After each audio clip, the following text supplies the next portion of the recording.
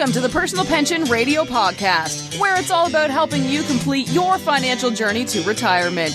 Discover time-tested strategies and get unconventional insights into wealth building and retirement that actually work. Break away from the herd and go for the retirement you dream of. And now, here's your host, the income engineer, Kraig Strom. All right, back on Personal Pension Radio. Glad to be here. This is actually Memorial Day 2018. I'm recording this in the afternoon. Did take the day off from normal certified financial planning duties, just working on the shop, working on my kitchen remodel, and on one of the vehicles I have for sale in my car dealership hobby. Got a nice Jeep Wrangler parked in the yard. It's all cleaned up and ready to go. About 7 different people interested in it. So it was a good day. And here I am recording Personal Pension Radio for you folks. I love it. So thank you so much for listening. Thank you for sharing it. All the reviews on iTunes, I really appreciate it. I'll say it again. If you feel so inclined to give me positive feedback in my email, please take it that one extra step. Go on over to iTunes and just leave me a 5-star review over there. I super appreciate it. I am, as you heard, the income engineer broadcasting from my Personal Pension Radio workshop here in sunny Southern California. Someone asked me recently, hey, I looked up your website, personalpensionradio.com, and I got your LinkedIn page. That's right. Personal Pension Radio is not up currently. I'm not exactly sure what I'm going to do with that. I actually use my LinkedIn page more than anything, so I have stuck with that as my primary page along with Facebook. And my podcast episodes do go out on Facebook, YouTube, LinkedIn, etc. So if you're looking for anything in particular, definitely send me an email, Kraig@kraigstrom.com. Remember, Kraig with a K. That was very useful when I got kraigstrom.com. It helps to spell my name with a K. Thank you to my dad. That was about the only involvement he had in my name was the K in Kraig. Let's jump right in. I want to give a big shout out again to Dan in Blackfoot, Idaho. I really appreciate the question that he had sent in for last week's episode that moves into this week's episode. So shout out there to Dan. I appreciate that. And I want to jump right in to the podcast today because, heck, it's a holiday weekend, Monday kind of thing. I'd like to roll right into this, but I can't miss my disclosure. I am not an attorney. I am not a certified public accountant. I am a certified financial planner professional. Despite all that, folks, please don't act on things that you hear on this show as if you're hearing advice for you and your specific situation unless we've actually met, unless we've talked. And please don't listen to the advice from financial entertainers. Financial entertainers are people like Dave Ramsey who have no licensing, no business sitting there giving out financial advice on the radio to folks that they've never really met, they've never talked to, they've never actually sat down and looked at their situation.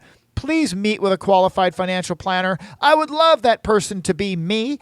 I meet with folks all over this fantastic country of ours through the miracles of technology now. Actually had a meeting with my daughter. My daughter's in Flagstaff, Arizona. I'm in Southern California. And we had a cyber meeting, face-to-face meeting, if you will, going through some of her financial education. And it was awesome. Really great to just reconnect with her on those things. But please, you can do the same thing. Whether you're listening in New York, hello, listeners in New York, Florida, Tennessee, Georgia, folks in the middle of the country, all the way through the Kansas, Nebraska. I've got listeners all over this fantastic country.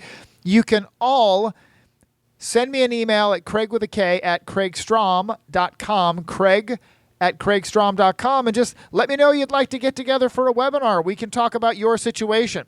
So jumping in, you'll notice some of you have asked, where's that deal of the week? Well, one of the most important things about spending money and saving money is not to be spending money all the time. So as much as it sounds like I love to shop, and I do love to shop, I always love to find a bargain. I haven't found anything that I've had to have, needed to have, wanted to have in the last couple of weeks that has warranted a Deal of the Week segment. But that's coming, I'm sure, as I start building out my kitchen. I'm sure I'm going to find some great deals to cut the cost on my kitchen remodel. So segment 1, watch your step. Last week I covered this idea of not relying on your financial planner to be more excited about your financial future than you are. As much as I try, for example, I cannot stay on top of every client's priority items. I can't stay on top of it. And there's nobody that I know of that truly can stay on top of everybody's top priority items. You have to be part of the process. Please don't be complacent in your financial planning. Don't be passive. You've got to be more passionate about your financial future and success than your financial planner. If you don't, it just isn't going to work. I cannot be more passionate about my client's financial future than they are. That's just an uphill battle for the financial planner. It's just not going to work. This week, in the Watch Your Step segment, I want to talk about something that is getting very little attention in the news media, very little attention on the economic front. It's the student loan crisis in America. The student loan crisis is epic, absolutely epic. According to the Brookings Institute,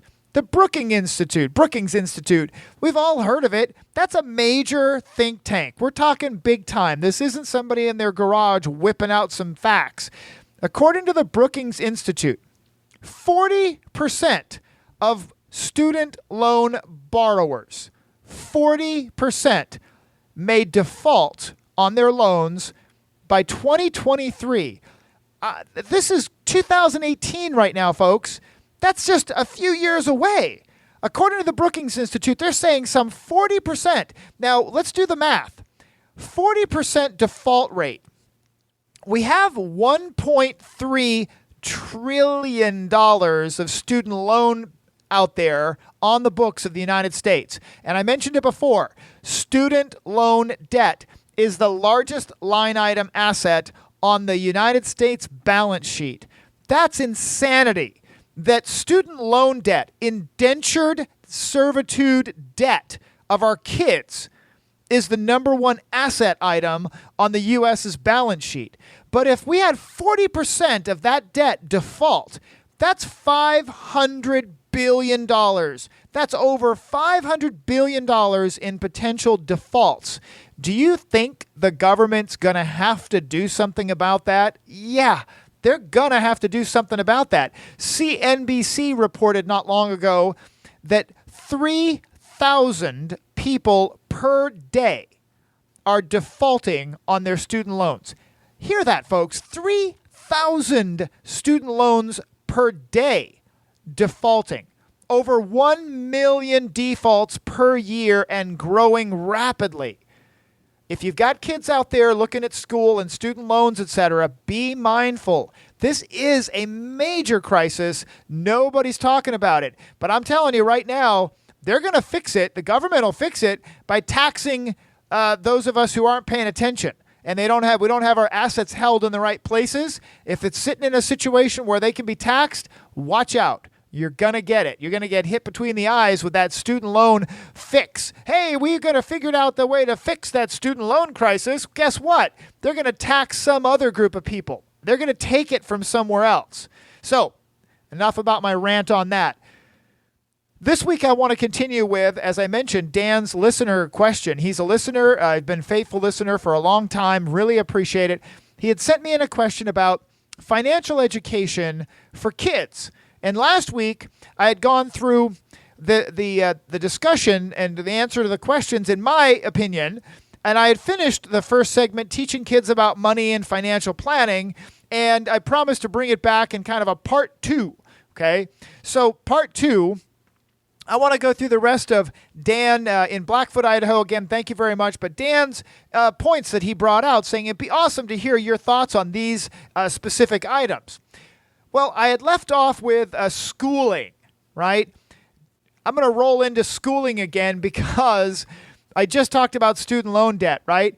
Choosing an education path that is right for you. Not going and getting a degree in English literature or German polka history without some basis for turning that into a real career, without having student loans over your head for the next 30 years, right? There's nothing wrong with an English lit degree if you actually have some plan to put that degree to work, where you can actually go get a job somewhere, teaching English as a second language, for example, overseas in France and Spain and Europe. They're hungry for English-speaking teachers to come and teach English, right? Maybe you could do that, right? But choosing an education path that is right, so critical, absolutely critical, okay? Go back and listen to the last episode for my kind of full take on that. And let me roll into the next few things here in this part 2. Teaching kids about managing a checkbook and finances is great, Dan says. I would love your show to expound on how the 40-something crowd can set our kids up with success in investing.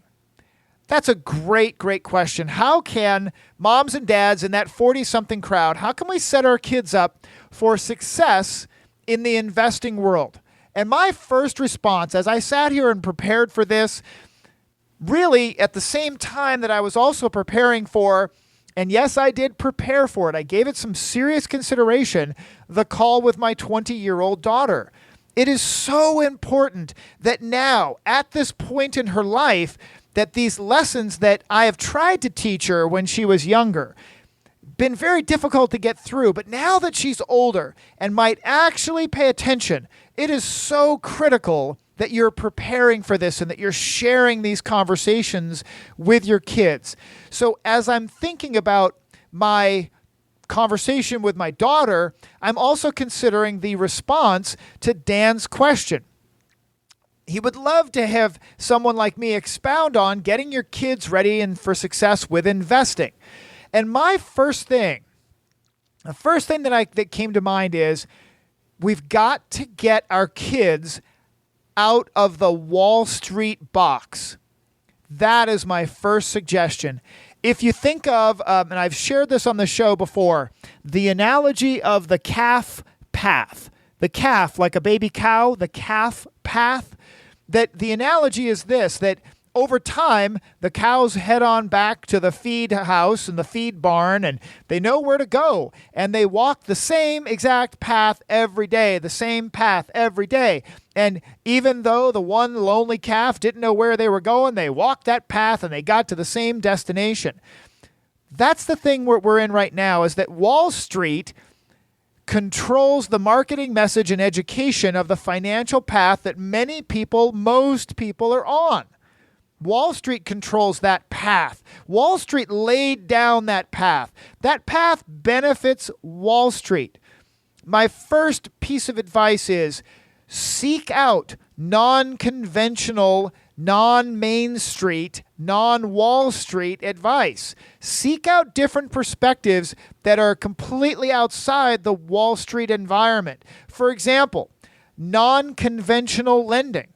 Non-conventional lending is a lending space where people like myself and people who have money available to make a rate of return would like to invest in something other than a Wall Street investment vehicle.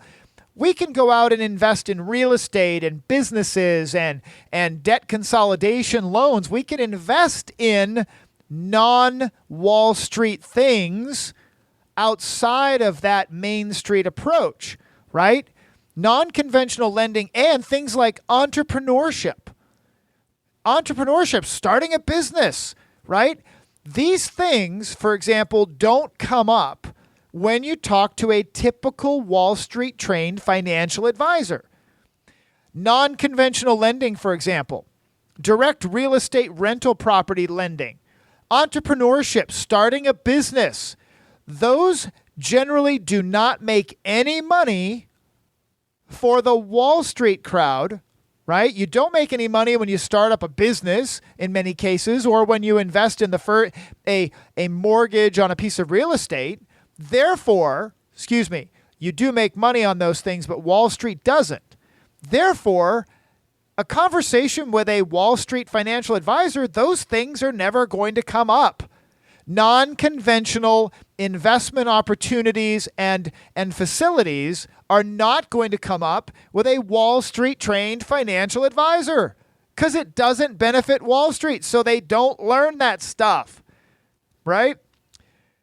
Next point from Dan. How can we teach our kids the 101s of investing at a young age to take advantage of compound interest?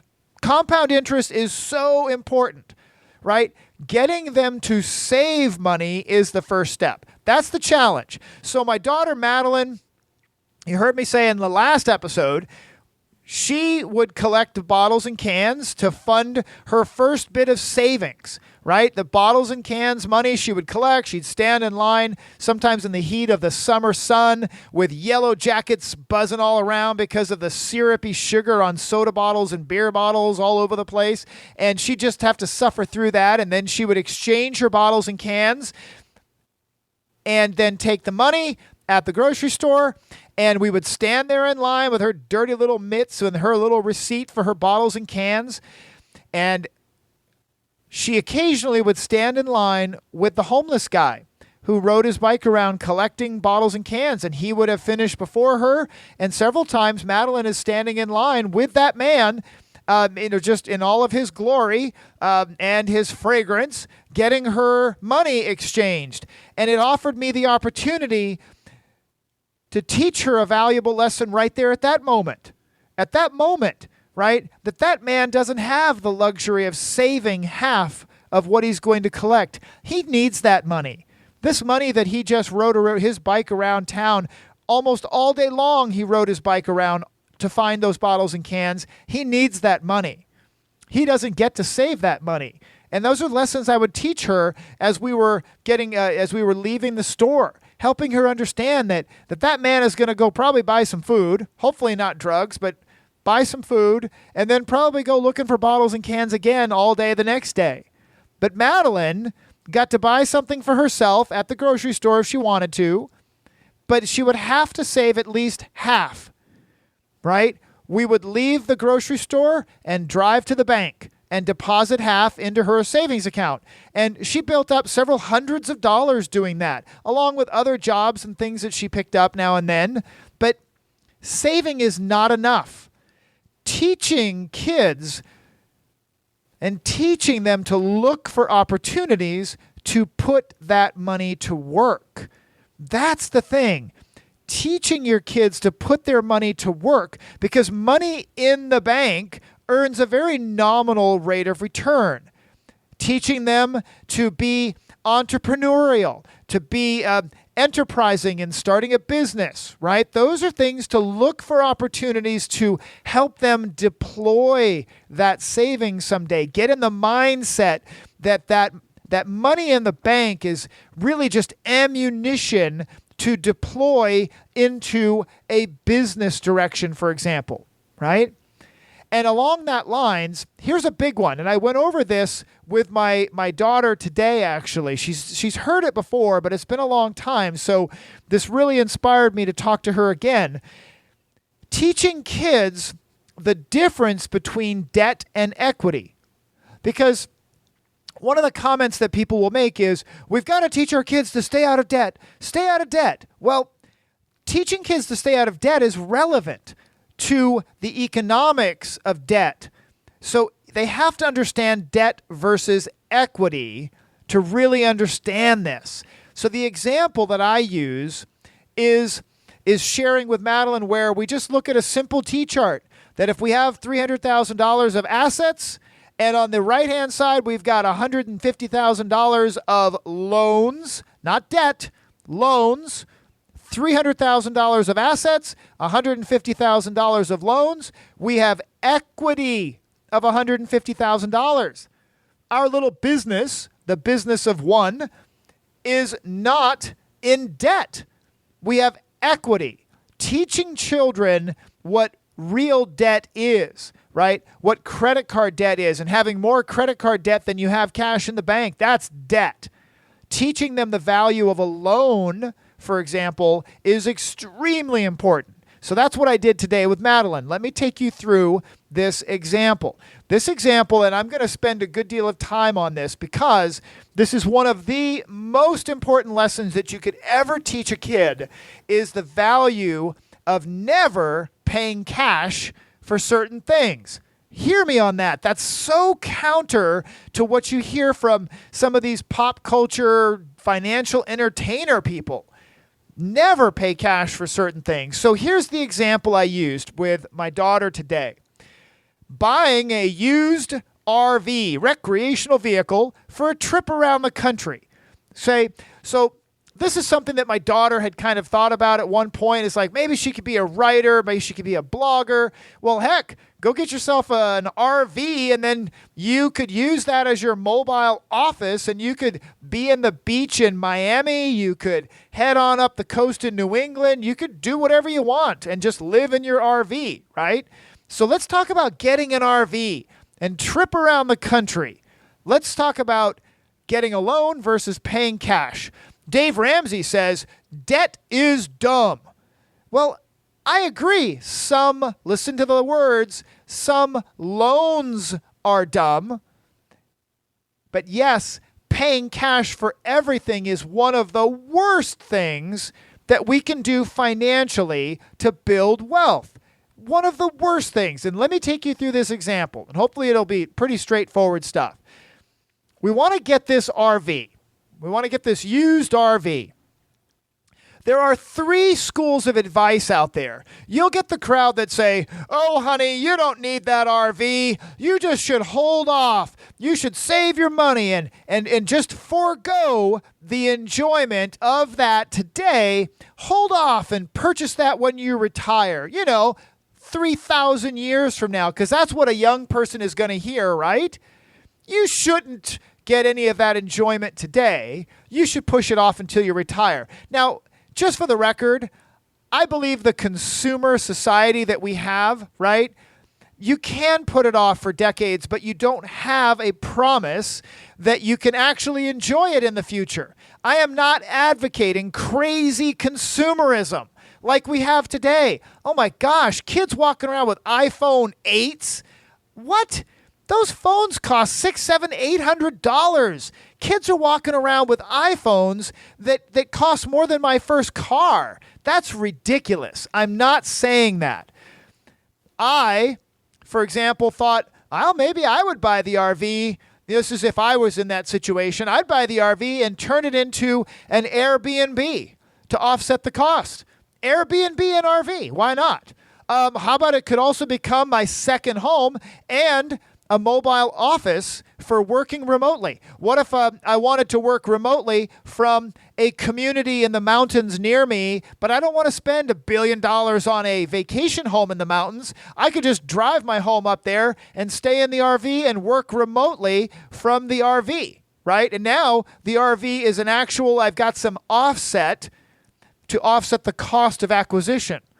So this idea of just simply foregoing the enjoyment today, I'm not a big fan of that. I'm also not a big fan of just simply blowing the cash to buy the RV, and then, like most RVs, it sits in the backyard or in a storage facility most of the time.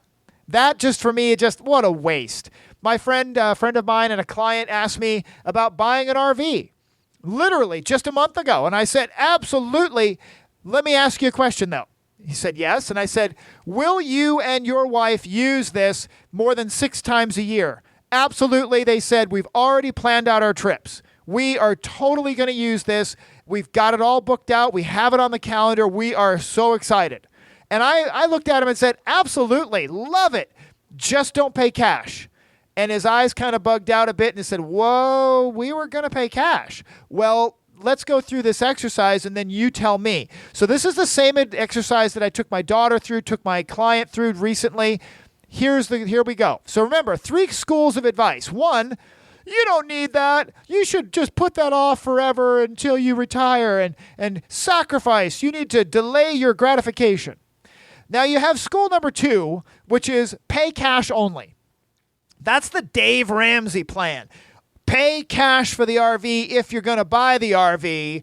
Don't ever get a loan on it. Pay cash.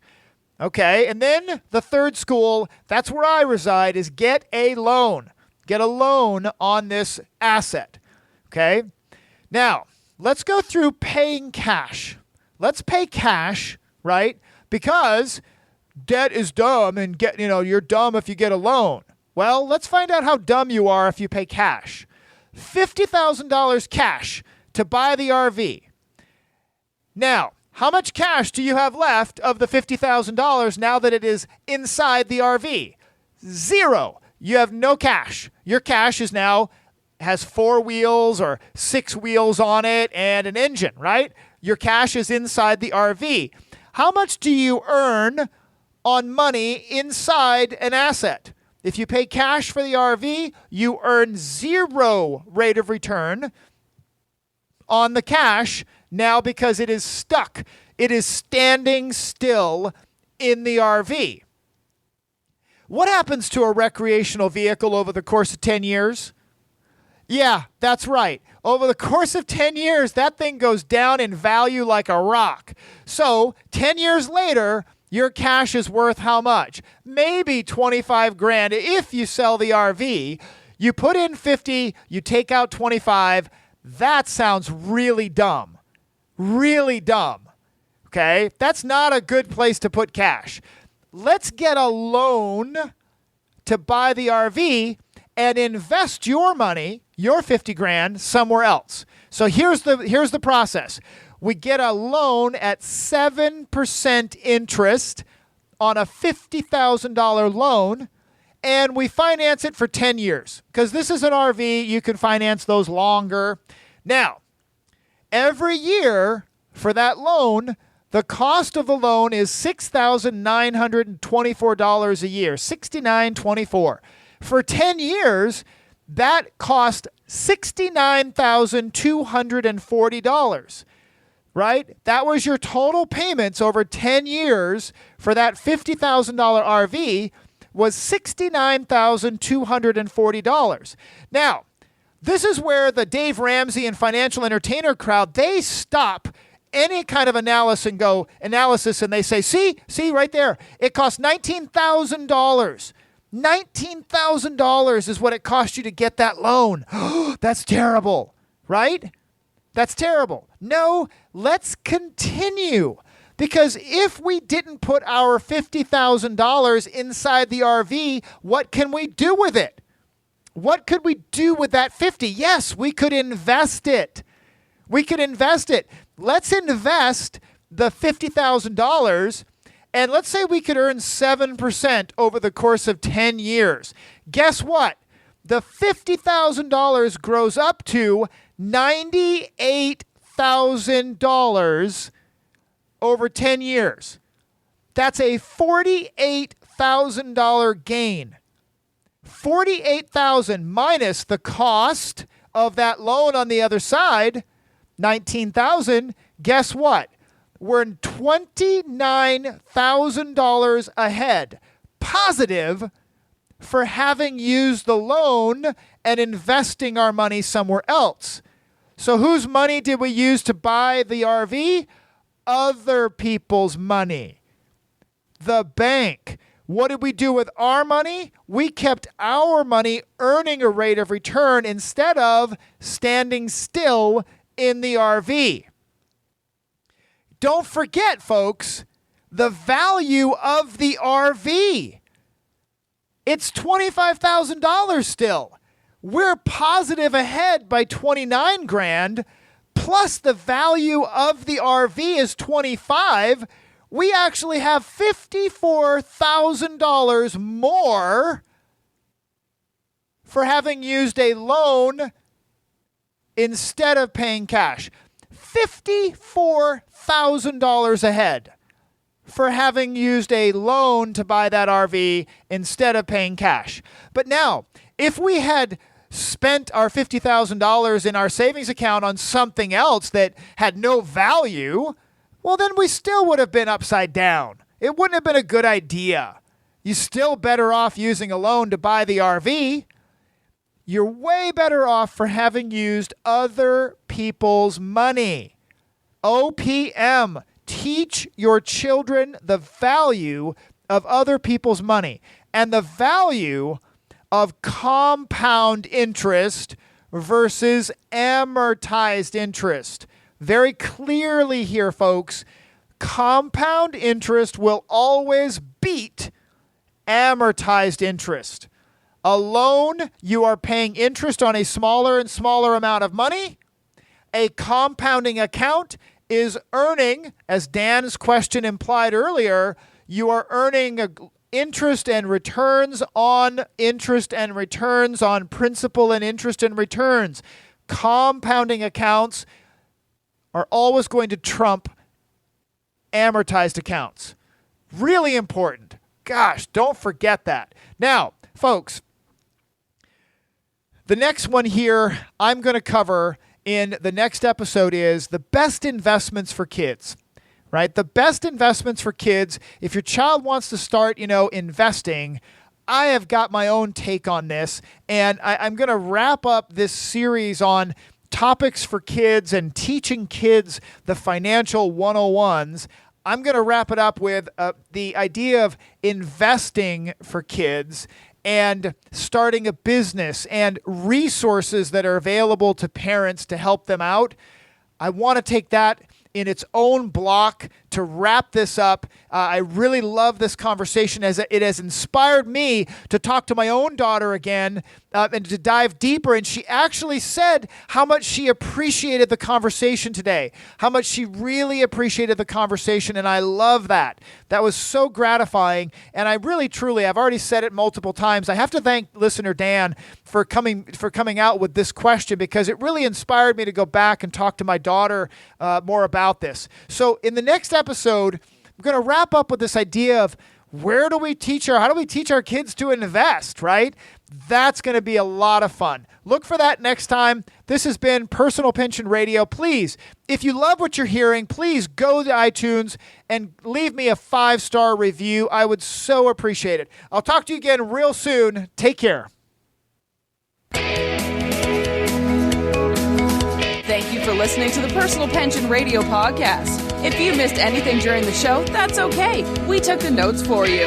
Check the show notes for links, offers, and a full transcript. And don't forget to head over to personalpensionradio.com and download your free retirement income report. While you are there, we would appreciate some iTunes love. Please leave us a fantastic rating on iTunes by going to personalpensionradio.com/iTunes. Thanks again for listening. Now for the disclosure.